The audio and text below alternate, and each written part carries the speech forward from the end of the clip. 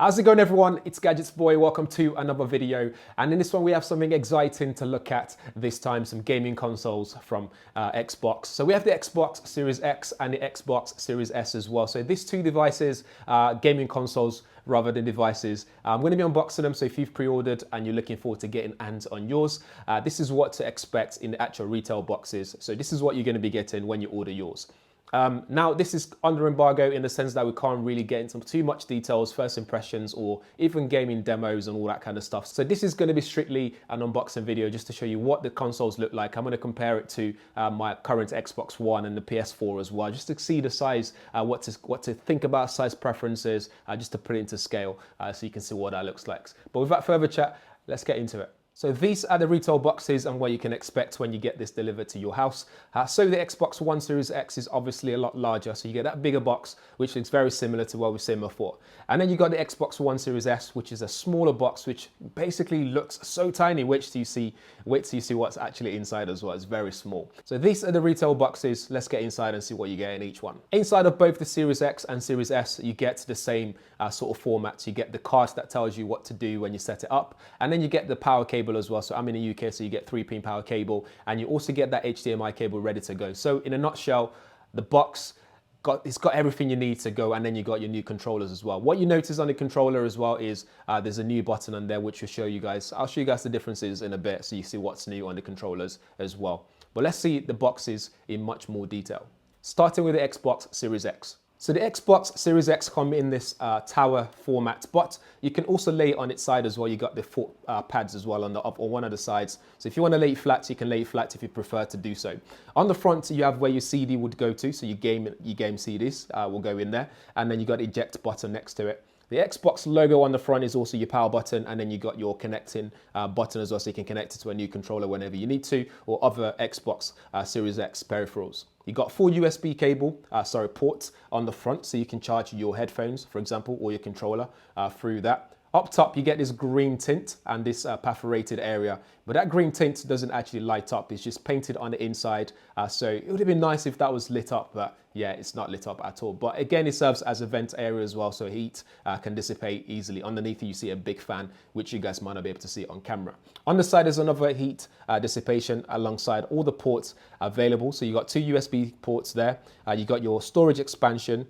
Again, some more heat dissipation area. You got the K-lock area, so you can lock it down if you wish to do so. Your Ethernet port, HDMI, and your power port as well.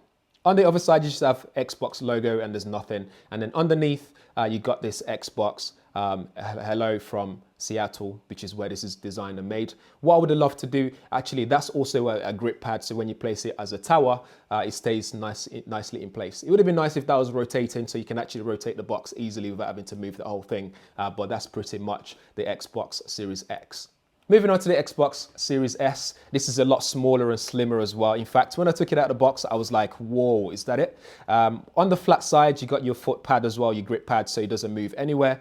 On the front, you got your Xbox logo button again to power it on, and your sync button and USB port. On the other side, you got your heat dissipation area, which looks like a big cylinder.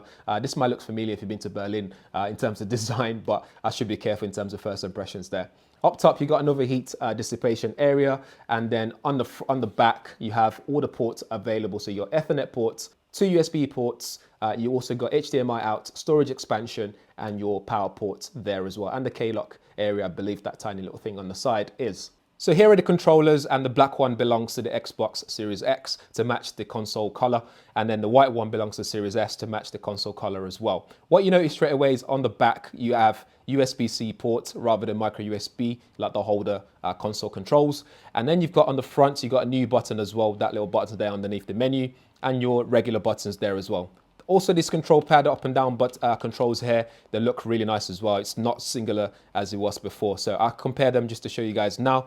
So what you've got on the front, you can see that button that's been added as well. It's been added on the front. And then on the back, you can see the differences in the ports. Micro USB ports and the USB-C ports, slightly different there. But otherwise, it looks pretty much identical, and you get used to this and up and running straight away. For specifications for the Xbox Series X, you have 8-core CPU in there, so it's a custom Zen 2 GPU that's in there. For GPU, you got 12 teraflops GPU, something that's very powerful. So this is why this is called a next gen console, and it's a 7nm process in terms of processing for the processors in there. For memory, you have a 16 gig GDDR6 RAM, which is incredible.